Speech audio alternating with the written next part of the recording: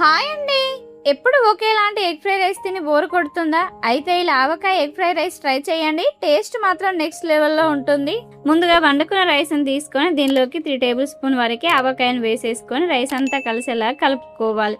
ఇలా అంతా కలుపుకున్న తర్వాత పక్కన పెట్టేసుకోండి. ఇప్పుడు బాండీ పెట్టుకొని 1 టేబుల్ స్పూన్ వరకు ఆయిల్ని వేసుకోవాలి. 3 ఎగ్స్ని వేసుకొని వెంటనే కలపకుండా 2 మినిట్స్ తర్వాత కలుపుకోవాలి. ఎగ్గును బాగా పొడి పొడిగా చేసుకోకుండా ఇలా చేసుకొని ఇప్పుడు ఇందులో ఉల్లిపాయ ముక్కలు, ఒక రెబ్బ కరివేపాకు, పచ్చిమిర్చి, రుచికి సరిపడా సాల్ట్ వేసేసుకొని అంతా కలిసేలా కలుపుకోవాలి. ఉల్లిగడ్డ మగ్గేంత వరకు ఉంచుకోవాలి. ఉల్లిగడ్డ మగ్గిన తర్వాత మనం ముందుగానే కలిపి పెట్టుకున్న ఆవకాయ రైస్ వేసేసుకొని అంతా కలిసేలాగా కలుపుకోవాలి.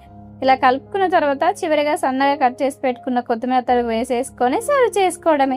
ఇంతే అండి, ఎంతో టేస్టీగా ఉండే ఆవకాయ ఎగ్ ఫ్రై రైస్ రెడీ అయింది. మీరు కూడా ట్రై చేసి మీకు ఎలా వచ్చిందో కామెంట్ చేయండి. ఇలా సింపుల్గా ఆవకాయ రైస్ ట్రై చేయండి. టేస్ట్ అయితే చాలా అంటే చాలా బాగుంటుందండి. ఇప్పుడు దీనికోసం ముందుగా వండుకున్న రైస్లోకి 2 టేబుల్ స్పూన్ ఆవకాయ వేసుకొని రైస్ అంతా కలిసేలా కలుపుకోవాలి. ఇలా కలుపుకున్న తర్వాత పక్కన పెట్టేసుకోండి.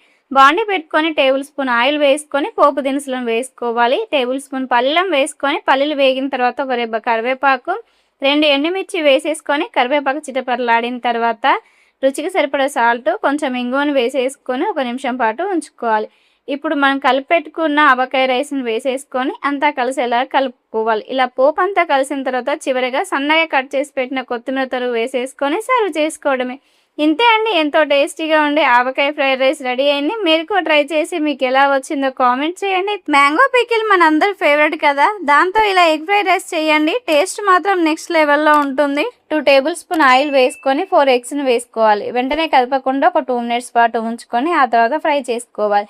ఎగ్ హాఫ్ ఫ్రై అయిన తర్వాత క్యాబేజీ ముక్కలు, క్యారెట్ ముక్కలు, బీన్స్ వీటితో పాటు రుచికి సరిపడా సాల్ట్ వేసేసుకొని వెజిటేబుల్స్ మగ్గేంత వరకు 5 మినిట్స్ పాటు ఉంచుకోవాలి. ఇప్పుడు చిటికెడు పసుపు, ఒక రెబ్బ కరివేపాకు వేసుకొని కరివేపాకు వేగేంత వరకు ఉంచుకోవాలి. ఇప్పుడు పచ్చిమిర్చి, ఉల్లిపాయ ముక్కలు వేసేసుకొని ఉల్లిగడ్డ మగ్గేంత వరకు ఉంచుకోవాలి. ఉల్లిగడ్డ మగ్గిన తర్వాత 3 టేబుల్ స్పూన్ వరకు ఆవకాయ పచ్చడి వేసేసుకొని అంతా కలిసేలా కలుపుకొని ఒక 2 నిమిషాల పాటు ఉంచుకోవాలి.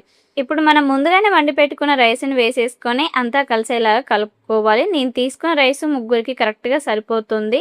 ఇలా అంతా కలిసిన తర్వాత సన్నగా కట్ చేసి పెట్టుకున్న కొత్తిమీర తరుగు వేసేసుకొని సర్వ్ చేసుకోవడమే. ఇంతే అండి, ఎంతో టేస్టీగా ఉండే ఆవకాయ ఎగ్ ఫ్రైడ్ రైస్ రెడీ అయింది. మీరు కూడా ట్రై చేసి మీకు ఎలా వచ్చిందో కామెంట్ చేయండి. Thank you for watching.